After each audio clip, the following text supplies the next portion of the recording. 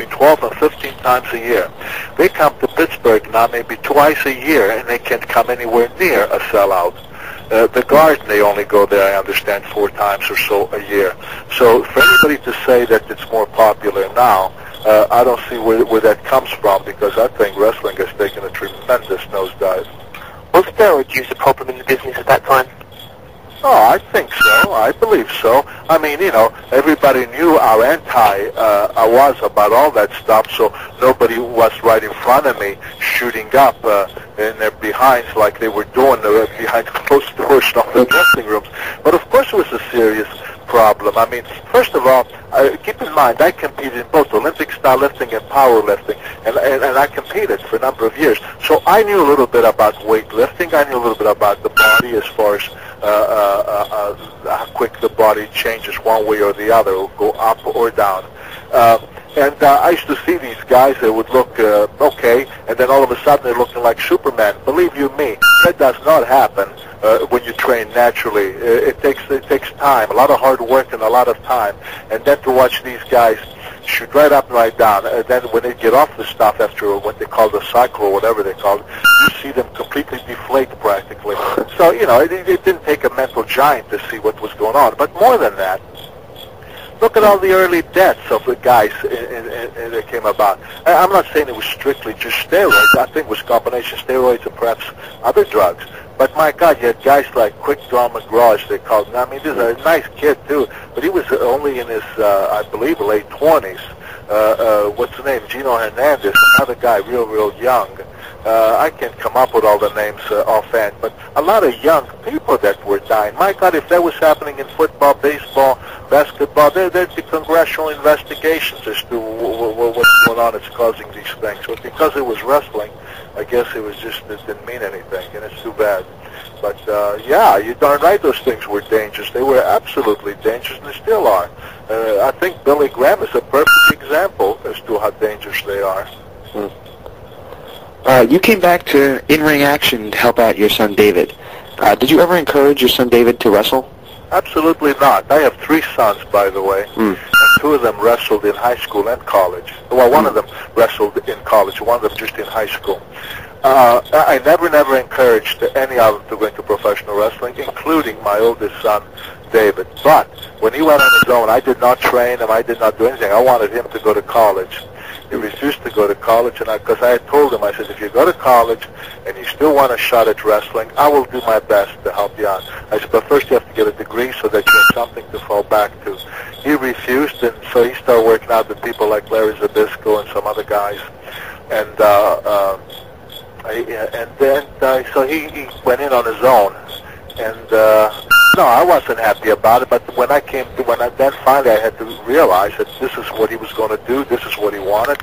And when Vince McMahon was going to bring him in New York, when I was coming back in '84, yeah, I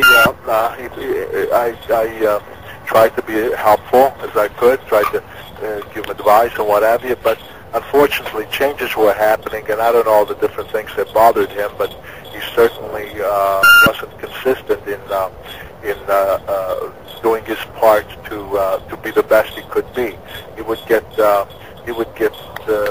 angry or disgusted about this or that, and he would quit for a while, and then he would come back, and then he finally was out of it altogether. It was a bad time for me too, because McMahon would tell David that if he could get me to put on the tights, that it would be a terrific thing for David, for his career. And of course, you know, I tried to explain to David, I'm true wrestling, and if McMahon wants to give you, as they call it, the big push, you don't need for me to put the tights on with you. He could just do it with you. You're talented. He could, you know, well, why don't you? I'll do most of the wrestling, blah, blah, blah. And, so and then when David would get angry because after we'd wrestle as a tag teams, McMahon would put him right back in a preliminary. David would get disgusted or fed up or whatever, and he would go home in Georgia, where he lived with his wife and daughter, and he would stay away for a few weeks because he would get very upset. And then I knew he'd have to come back, so McMahon put me in a situation to where I had to meet his demands, so to speak, when he wanted me to put on the tights here and there, because that's the only way, in other words, I could bring David back. And I told David, I said, you know, this is what this guy's doing. I'm not going to keep doing this. I don't want to go in the ring. That's the last thing in the world I want to do. So decide whether you're going to be a wrestler and put up with what's going on in this business, or get out and get into something different, because I'm getting out. I'm not going to put up with this. And so I got out. What are David, Danny, and Daryl doing now? David, Danny, and Daryl? Yeah, David's in Georgia. He's got a wife and a daughter there. And he works for some company that manufactures windows and other things. And I don't know if he's still involved with a gymnasium that he was involved with. But Danny and Daryl, Daryl is the probation officer here in Pennsylvania.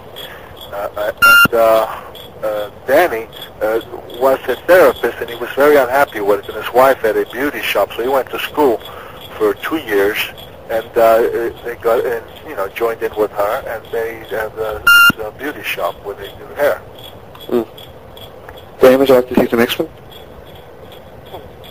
Well, what are your memories of working WrestleManias 1 and 2? Memories with working with who? WrestleMania 1 and 2. WrestleMania 1 and 2. No, I was never. My memories since I participated in them, but I was never. Like I said, well, for one thing I'll give credit where credit's due. I may have not liked what I saw, the change and everything, but what I did see that I thought was great, that they got into, with Ebersol or whoever, that he got into this national television. And when, for example, when you talk about WrestleMania became like, like the Super Bowl in wrestling. And so they would have other athletes from different sports participate, and showbiz people participate. So it became a spectacle that it would draw tremendous, they would do, very, very big as far as the drawing.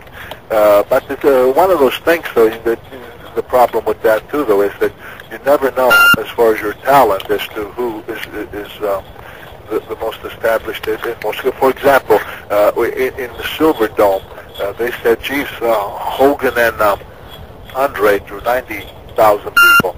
Well, my understanding is, which was still enormous, 60,000 actually paid. But okay, but let's say 60 or 90. It's enormous. Well, again, it was WrestleMania. They brought in all these different showbiz people, other sports athletes. So it was a spectacle that they would draw big. But somebody said, boy, Hogan's really got to be a card. Well, isn't it funny that he went back to the Silver Dome? I was still there as a commentator, and they only drew 9,500 people. I said, how do you go from 90,000 to 10,000 if you're such a hot card? So these things, I never gave credit to any individual as to draw these guys, because there's such a spectacle that it's a combination of everything that makes them successful. And they were successful, I imagine, every year, whether no matter what name. You could throw any name out there, whether they were with the WWF or not. They were still doing big in WrestleMania because of the like I say, it was a national. They made like a Super Bowl thing out of it, and that clicked. I don't know if it's still doing as well because I don't follow it, but I know for a number of years it did great. It did huge. And the pay-per-view events, of course, that was another great thing because we never had stuff like that. And that enabled the wrestlers to make a lot more money than any of us ever dreamed of making. So there were things, in my opinion, that were great. They're too bad they had to make the drastic changes that they did with, like I said, the things that I'm totally against. Because if he had come up and tried to keep wrestling as a respectable sport-like events, and with the pay-per-view events, with the WrestleManias and what have you, with the merchandising that he got into, I see no reason why it wouldn't have remained great, because in my day, we didn't have all those, but yet we used to fill the arenas quite consistently. Rumor has it that your last match was a tag match teaming with Hulk Hogan against King Kong Bundy and One Man Gang. Yeah. What is your memory of that match? Well, what was my memory of that match? If you're asking me that I think it was a terrific match, no, it was not. First of all, Bundy is a huge guy, and I'm sure talented for his size. And the other guy, what they call One Man Gang. Right. Another guy that I don't know what these guys weighed. They must have been close to 400 pounds, or at least a minimum of 350 pounds. So you're not going to, and at that time too, keep in mind, I'm a guy in his 50s. I was like 51, 52 years old. I don't remember exactly. So, you know, it was strictly a match of a punching and a kick and stuff like that. But no, if you ask me, did I think it was a terrific match, or did I enjoy it, or anything like that? No, I hated every second that I had to be there. I don't want no part of it. I was thrilled to death when it was over, and I got away from there. In fact, that was the last match I had. After that, I said, that's it. I said, I don't care no more. I says, I'm through. My contract, thank God, I thought finally it's coming to an end, and that's all I was looking for, was to get out. So no, I didn't care for any of that. Dan, take the next one. Should WWE come calling to you now with all the best offer in the world under your complete own circumstances, what would your response to them be?